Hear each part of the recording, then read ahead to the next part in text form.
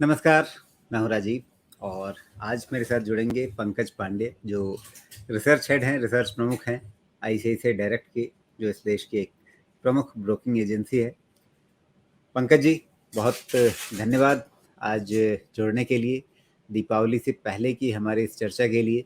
और आपको बहुत शुभकामनाएं, अग्रिम शुभकामनाएं दीपावली के लिए। आशा करते हैं कि आपके लिए, आपके परिवार के लिए और आपके साथ जुड़े तमाम निवेशकों के लिए और हमारे दर्शकों के लिए यह दीपावली और आने वाला साल बहुत अच्छा रहे, बहुत शुभ रहे, लाभदायक रहे।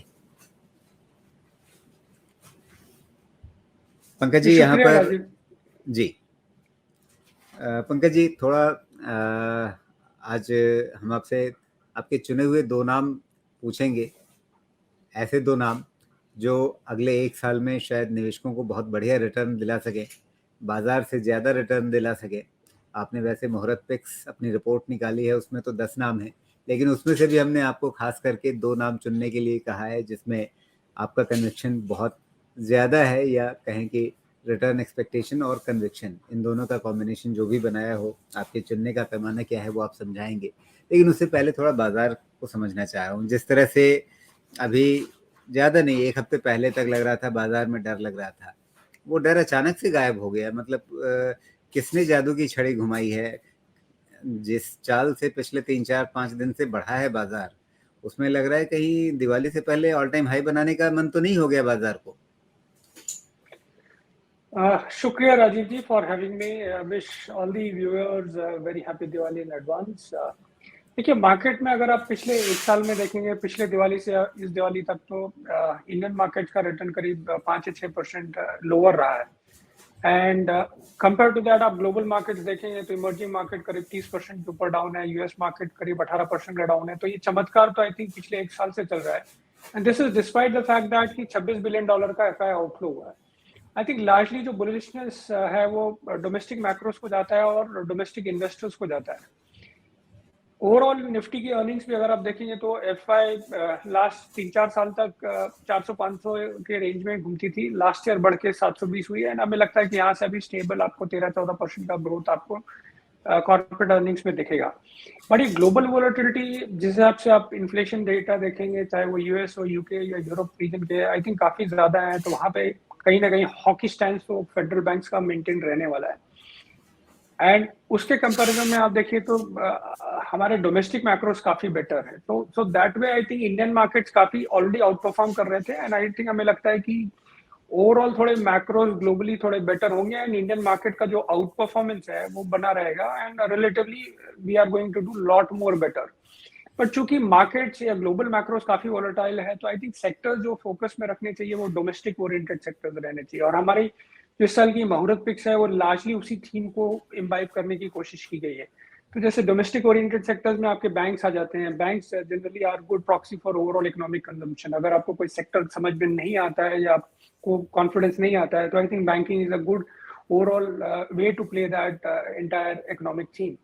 फिर उसके अलावा अगर डिस्क्रिशनरी कंजम्पशन में आप ऑटो देखेंगे, लॉजिस्टिक्स देखेंगे, हेल्थ केयर देखेंगे, ये काफी बेटर रिलेटेड सेक्टर्स हमको निकल के आते हैं। And I think IT sector जिस हिसाब से आपके अर्निंग्स अगर आप देखेंगे तो सबकी ग्रोथ काफी स्टेडी रही है। मार्जिन थोड़ा एक्सपैंड हुआ है। अर्निंग या जो स्पेंडिंग कट का एक्सपेक्टेशन था वो उतना ज्यादा पैन आउट नहीं हो रहा है। तो एंड आईटी स्टॉक्स में अगर आप देखेंगे तो 25 से 50% तक की गिरावट ऑलरेडी आ चुकी है। तो हमें लगता है कहीं ना कहीं ग्लोबली आपके मैक्रोस नेक्स्ट 1 ईयर में थोड़े बेटर होंगे जो आज की तारीख में है। तो उससे कहीं ना एक आईटी में एक रिवर्सल के चांसेस बनते हैं। तो मेरे हिसाब से ये सारे सेक्टर्स हैं जहाँ पे हमें रिलेटिवली लगता है कि चीजें बेटर रहेंगी। एंड उसको ध्यान में रखते हुए हमने बैंक्स में जैसे axis bank and city union bank recommend किया है। ऑटो में Eicher Motors and Apollo tyres किया है। फार्मा में again health care global and Laurus labs किया हुआ है। एंड कंजम्पशन में Havells and lemon tree. Logistics में कंटेनर कॉर्पोरेशन एंड आईटी में एक नाम हमने दिया है जिस कंपनी का नाम है कोफोर्ज। बट जैसे आपने बताया कि आपको 2 स्टॉक्स चाहिए तो हमें लगता है कि city union bank and container corporation of India next 1 year के हिसाब से काफी अच्छे बेट निकल के आते हैं। एंड जहाँ पर री रेटिंग के चांसेस हमें थोड़े ज्यादा बेटर लगते हैं। जी, बिल्कुल। अब यहाँ पर पंकज जी, इन 2 खास नामों पर तो आगे डिटेल हम डिस्कस करेंगे ही, आपने अपने मुहूर्त पिक्स के चुने हुए जो 10 नाम हैं उनका भी ज़िक्र किया। अब इसमें बेसिक थीम क्या है, मतलब थॉट प्रोसेस क्या है? अगले 1 साल के नज़रिए से जब आप ये 10 नाम चुन रहे थे, तो उसमें आपको क्या लग रहा था कि कौन-सी चीज़ें, कौन से सेक्टर, सेगमेंट्स या थीम्स जो हैं, वो बाज़ार को आउट परफ़ॉर्म करने जा रही हैं? सो 2-3 चीज़ें हैं, जैसे कि आप देखिए लास्ट 1 ईयर में जो सबसे बेस्ट सेक्टर ने किया है वो एफएमसीजी ने किया है। टिपिकली एफएमसीजी सेक्टर अच्छा तब करता है जब मार्केट में वोलेटिलिटी ज़्यादा होती है, बिकॉज़ ये कंपनीज़ की अर्निंग्स में इतनी वोलेटिलिटी नहीं आती जितनी बाकी सेक्टर्स में आती है। तो ये सेक्टर का रिटर्न करीब 12% है, बट यहाँ पे वैल्यूएशंस काफ़ी रिच है, तो हमें नहीं लगता है कि आगे जाके, हालाँकि रूरल रिकवरी होगी, बट इसके बावजूद हमें लगता है कि वैल्यूएशंस काफ़ी रिच है, तो ये सेक्टर उस हिसाब से उतना अच्छा नहीं कर सकता।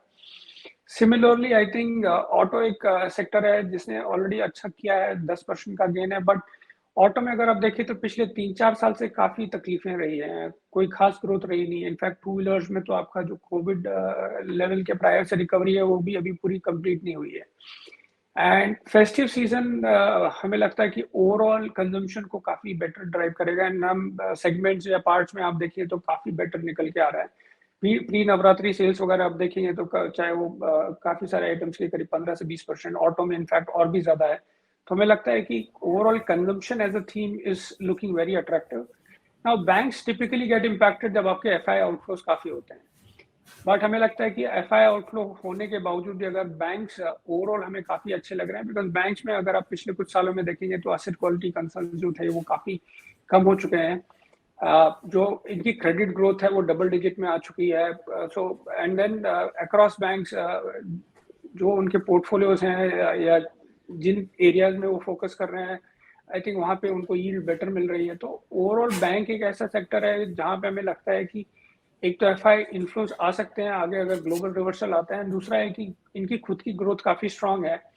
एंड जिस हिसाब से आपके टियर 1 या बड़े बैंक हैं, हमें लगता है कि निफ्टी को नया हाई ले जाने के में हमें लगता है कि निफ्टी ये साल ही नया हाई बनाएगा। हालांकि दिवाली तक बनाना मुश्किल है, बट ये साल नया हाई बनाएगा, तो उसमें बैंकिंग का ओवरऑल कंट्रीब्यूशन काफ़ी पॉजिटिव लगता है। तो इन जनरल आपके डोमेस्टिक ओरिएंटेड सेक्टर्स में कोई खास वोलेटिलिटी नज़र नहीं आती है परफॉर्मेंस को लेके, एंड उस हिसाब से उनका परफॉर्मेंस लास्ट 1 ईयर में रहा नहीं, तो हमें लगता है कि कुछ तो परफॉर्मेंस कैचअप होगा एंड कुछ ओवर चीज़ें रिवर्सल होंगी। तो उसकी वजह से हमें लगता है कि कुछ सेक्टर्स जैसे मैंने हाईलाइट किया, बैंक्स या domestic oriented discretionary sectors, I think वो रिलेटिवली ज़्यादा बेटर करेंगे। जी, बिल्कुल। तो यहाँ पर कोई ऐसा सेक्टर, सेगमेंट या कुछ ऐसे सेक्टर जिन पर आपने कहा कि नहीं, हमें इसके शेयरों को अपने इस 10 की सूची में शामिल नहीं करना है, कहीं पर अवॉइड इस समय रहा है आपका कि नहीं, वहाँ पर वैल्यूएशन ठीक नहीं लग रहा है, या शायद उस सेक्टर के ग्रोथ प्रोस्पेक्ट्स अच्छे नहीं लग रहे हैं अभी, जिनको अवॉइड किया आपने? जी बिल्कुल, आई थिंक हमें 2-3 सेक्टर्स लगते हैं जहाँ पे थोड़ा चीज़ें बहुत क्लियर नहीं है। एक तो अगर आप देखें ग्लोबल वोलेटिलिटी ज़्यादा है, एंड देन जैसे कि फॉर एग्जांपल मेटल आप सेक्टर ले लीजिए, मेटल में टिपिकली चाइना का कंट्रीब्यूशन काफ़ी रहता है प्रोडक्शन एंड कंजम्पशन में। चाइना का ग्रोथ ट्रैजेक्टरी बहुत क्लियर नहीं है, एंड रेगुलर इंटरवल्स पे आपको कोविड रिलेटेड कर्व्स आते हैं। तो जब भी वहाँ पे कर्व्स होते हैं तो एक्सपोर्ट ज़्यादा करते हैं, एंड डोमेस्टिक एंड ग्लोबल जो भी स्टील या मेटल प्राइसेस है डाउन हो जाती हैं। एंड जब वहाँ पे डोमेस्टिकली ओपन अप करते हैं तो कंज्यूम करते हैं और एक्सपोर्ट कम करते हैं, तो इस हिसाब से प्राइसेस की वोलेटिलिटी काफ़ी रहती है। तो हमें लगता है कि ग्लोबली चीज़ें क्योंकि बहुत क्लियर नहीं है, तो आपके global commodities like metals avoid करने चाहिए। हालांकि इनमें काफ़ी अच्छी गिरावट आई हुई है, काफ़ी प्राइस करेक्शन आया हुआ है, but still to recommend the stocks at current levels, I think confidence काफ़ी कम है। Similarly cement, again it's a local commodity, but हमें चैलेंज ये लगता है कि जिस हिसाब से टियर 1 प्लेयर्स ने एग्रेसिव कैपेसिटी एक्सपेंशन अनाउंस किया है, कहीं ना कहीं compete करने के लिए, ग्रोथ करने के लिए कंपनीज मार्जिन पे भी compete करेंगी। सो मार्जिन कहीं ना कहीं उस हिसाब से बेहतर नहीं होंगे जो हिस्टोरिकल रहा करते थे। हो सकता है कि आगे जाके ग्रोथ बहुत अच्छी हो, बट हमें लगता है कि प्रेशर ऑन मार्जिन से एक रहेगा, तो उसकी वजह से वैल्यूएशन का री रेटिंग होना या बहुत मुश्किल, इनफैक्ट डी रेटिंग के चांसेस थोड़े ज़्यादा लगते हैं। तो आई थिंक इसी वजह से हम कुछ सेक्टर्स क्लियरली अवॉइड कर रहे हैं, एंड देन कुछ सेक्टर्स में प्राइस परफॉर्मेंस काफ़ी अच्छा है, जैसे कि केपेक्स एज अ थीम काफ़ी अच्छी लगती है। और अगर आप स्टॉक्स देखेंगे तो generally typically all your MNC capex related stocks they are actually more expensive than जो आपके एफएमसीजी स्टॉक्स हैं। तो इनमें काफ़ी एक तो मूवमेंट आ चुका है, एंड देन हमें लगता है कि थोड़ा एक टाइम वाइज करेक्शन आना चाहिए। हालांकि केपेक्स थीम अगले 3-4 साल के लिए काफ़ी अच्छी लगती है, बट हमें लगता है कि वो कहीं ना कहीं प्राइस परफॉर्मेंस में ऑलरेडी कैप्चर हो चुका है। तो कैपिटल गुड जनरली हम लोगों ने ओवरऑल अवॉइड किया है।